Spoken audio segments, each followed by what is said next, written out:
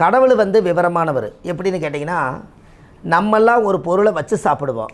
ஆனால் நீங்கள் அவருக்கு படைச்சதை எதையுமே முளைக்க விட மாட்டார். தேங்காய் 2ஆக உடைச்சிட்டா முளைக்குமா? சரி. பழத்தை துளிச்சிட்டு மறுபடியும் வச்சா வாழை மரம் வருமா? சரி. பத்தியை பற்ற வச்சுட்டா புகை போடணுன்னா மறுபடியும் பத்தி ஆகுமா?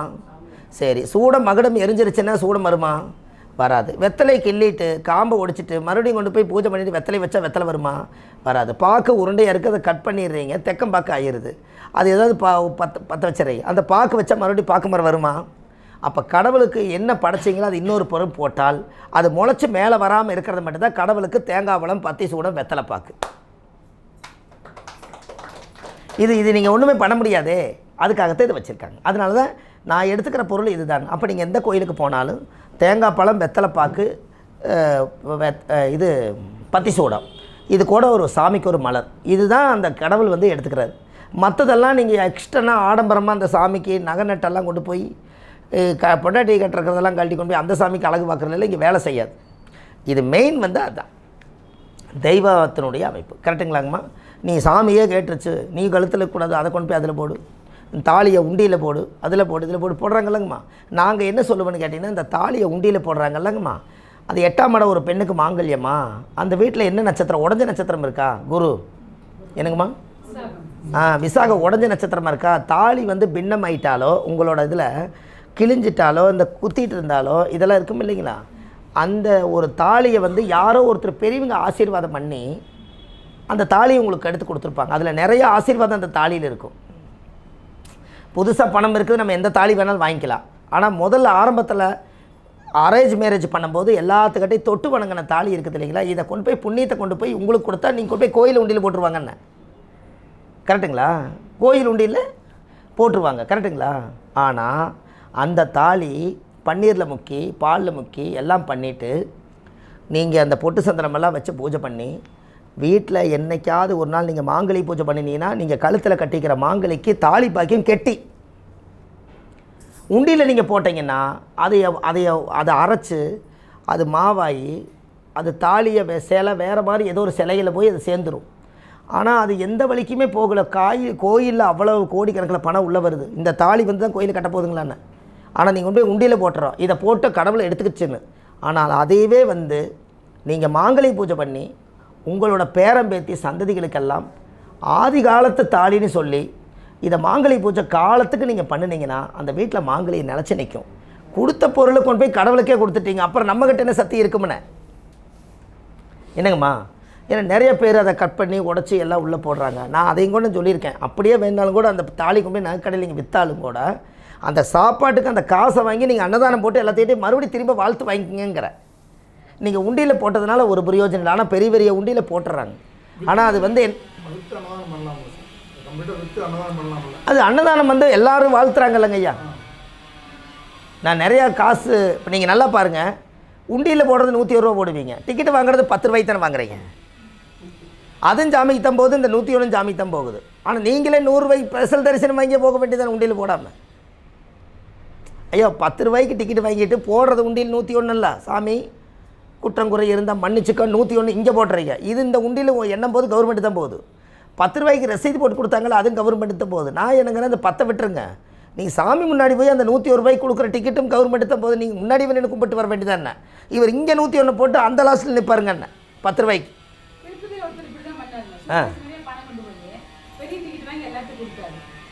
எப்படி அது பெரிய விஷயம் இல்லைங்க ஐயா? அந்த காசை திரும்பி அதுக்குள்ளே தானே போகுது. என்னங்கம்மா?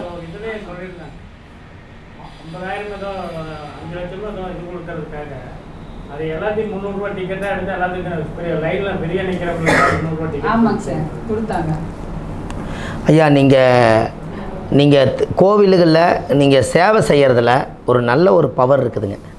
நீங்கள் சேவை செய்கிறது அந்த கோயிலுக்குள்ளே ஒரு நாள் நீங்கள் வீட்டில் இருந்தால் நெகட்டிவ், கோயிலுக்குள்ளே இருக்கிறீங்க பாருங்கள், அதுதான் பாசிட்டிவ். 1 மணி நேரம் போனோன்னே முருகா சம்பரே சாமி அப்படியே ஓடுறாங்கல்லங்கண்ணே. இது எங்கே வேலை செய்யுங்கண்ணே? கருப்புராயண்ணா கருப்புராயா ரைட்டு.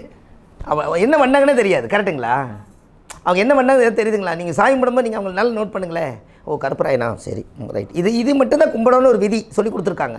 இவங்க என்னத்தை போட்டே வச்சுருக்க மாட்டாங்கன்னு ஒரு நிமிஷமே ஒத்து பார்க்க மாட்டாங்க. நீங்கள் கோயிலுக்குள்ளே உள்ள என்ட்ரில் இருக்கும்போதே கடவுள் நம்மளோட ரெக்கார்டு எடுத்துருவார். நீங்கள் அப்படியெல்லாம் ஒன்றும் பண்ணணுங்கிற பாவனையெல்லாம் வேண்டவே வேண்டாம்.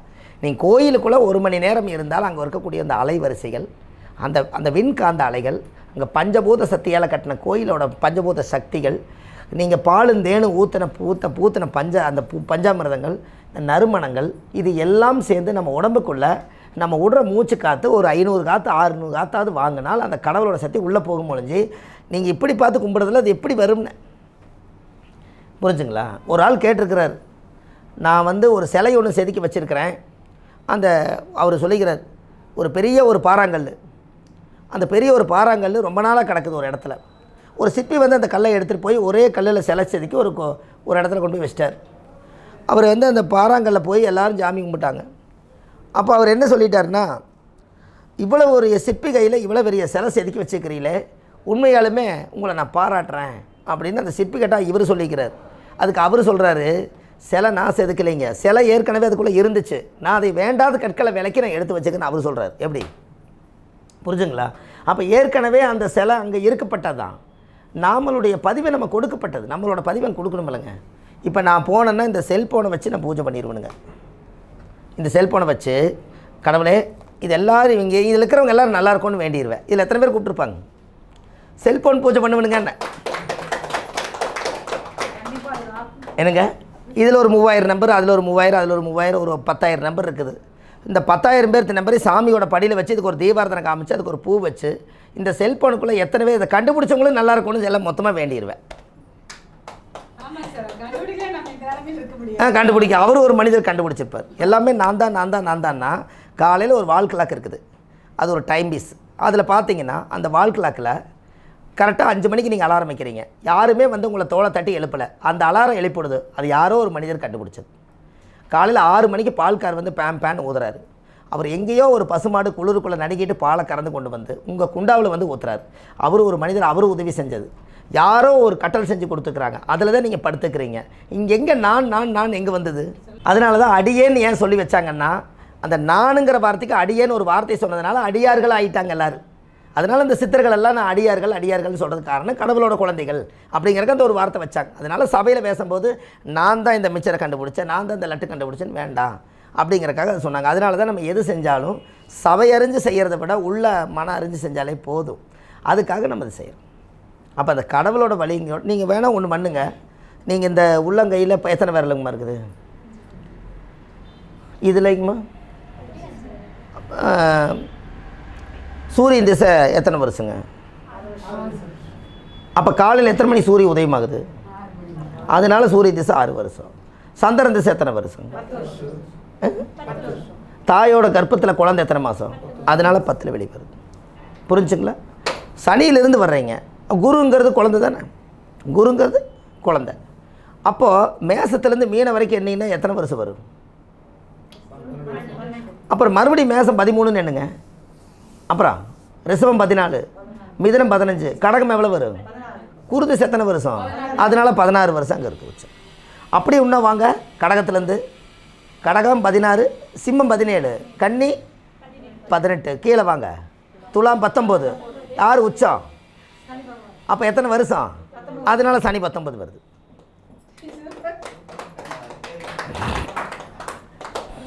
என்னங்க ஐயா? இப்போ சூரியன் எத்தனை வருஷம் சொன்னீங்க? சந்திரன் கூட்டினீங்கன்னா கடகத்தில் குரு உச்சல்ல. அப்பா 6 வருஷம், அம்மா 10 வருஷம், 2 பேரும் சேர்ந்து பெத்த குழந்தை 16 வருஷம். எப்படி?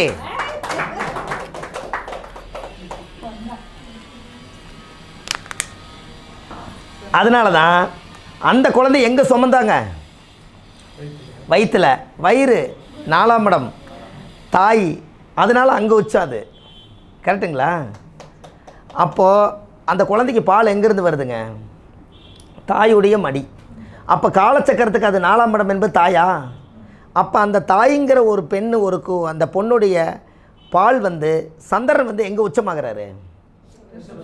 வெரி குட், ரிஷபத்தில் உச்சமாகிறார். அப்போ ஒரு குழந்தை பிறந்தோடனே வாக்குஸ்தானம்னு சொல்கிறீங்க, 2ஆம் பாவம், அப்போ இந்த குழந்தை வாய் வச்சு குடிக்கிறதுக்கு அந்த 4ஆம் இட தாயுடைய அமைப்பு தான் அந்த சந்திரன் வந்து உச்சமாகிறார். கரெக்டுங்களா? 4ஆம் இடம் ஒரு தாய்க்கு இருக்கக்கூடிய ஒரு மர்மம். அந்த மர்மஸ்தானாதிபதி போய் எங்கே உச்சமாகுது? 2ஆம் பாவத்தில் உச்சம். அப்போ இதுக்கு 2க்கு வாக்குஸ்தானம் வந்துருச்சு. இந்த பாலெல்லாம் குடித்து வளர்ந்ததுக்கப்புறம் அடுத்தது எத்தனாம் பாவம் வருது? 3ஆம் பாவம். யாரோட வீடு அது? மிதுன. யாரோட வீடு?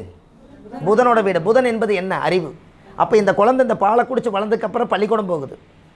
அப்புறம் மறுபடியும் 4ஆம் இடம் வீட்டுக்கு வந்து தாயை தேடுது. அப்போ 4 3 12 வருஷம் முடிஞ்சுது. 5ஆம் இடம் 5 3 15ன்னா சிம்மத்துக்கு வந்துருச்சு. சிம்மம் எத்தனாம் இடம்?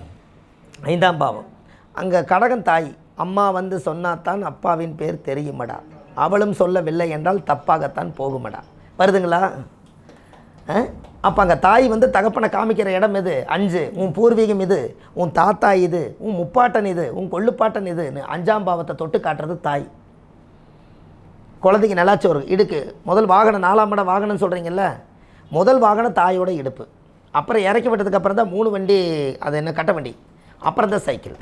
முதல் வாகனம் தாயோட இடுப்பு. புரிஞ்சுங்களாம்மா? அதை தூக்கி உட்கார வச்சு பாலை கொடுத்துட்டா அது வாட்டுக்கு குடிச்சிட்டு அது வாட்டுக்கு வரும். கிழக்கு சீமையில் எங்கேயோ நான் போகிறேன்ட்டு போகுது இல்லையா? அப்போ அந்த 4ஆம் படம் வாகனம். அப்போ 5ஆம் பாவங்கிறது ஒரு ஜாதகத்தில் தாய் அதோடைய தகப்பனோட வீடு, பூர்வீகத்தினுடைய வீடு. அப்போ அந்த 5ஆம் பாவத்தில் பூர்வீகத்தில் மகன் பாட்டி வீட்டில் நான் வளர்ந்தேன், பூர நட்சத்திரம், அங்கே உத்தர நட்சத்திரம், அப்பாவோட வீடு, இது எல்லாம் அதுக்குள்ளே வச்சுக்கோங்க. 5ஆம் இடம் என்பது வரும். அதனால தான் 5ஆம் இடம் 13 15 வயசானால் அந்த இடத்துல 15 வயசுக்குள்ளே அந்த 5ஆம் பாவங்கிறது அவங்களோட பெரிய மனுஷியாகி அந்த 13 15 வயசு முடிஞ்சு 16 17 18ங்கும் போது ஒரு கன்னி பெண்ணாக உருவாகிறதுனால கன்னி கொண்டு தான் அங்கே வச்சுருக்காங்க. புரிஞ்சுங்களா? அதனால் கன்னி அங்கே வருது. அங்கே உத்தரம் இருக்குது, அஸ்தம் இருக்குது, அங்கே சித்திரை இருக்குது. அப்போ சித்திரை பண்ணி அப்போ என்னென்னா 6ஆம் பாவம் என்பது அந்த உத்தர நட்சத்திரம் சூரியனாகவும், அஸ்த நட்சத்திரம் சந்திரனாகவும், சித்திர நட்சத்திரம் செவ்வாயாகவும், இந்த 3 நட்சத்திரங்களும் அங்கே ரத்த சம்பந்த உறவோடு இருக்கிறது அந்த ஒரே இடம் கண்ணியில் மட்டும்தான். அப்போ அந்த கண்ணியில் வந்து ஒரு மனிதன் ஒரு பெண்ணாக இருந்து 6 3 18 நட்சத்திரங்க வந்தாச்சு. அதனால தான் பெண்ணின் வயது 18, ஆணின் வயது 21ன்னு துலாத்தில் வச்சாங்க அந்த காலத்தில். எப்படி?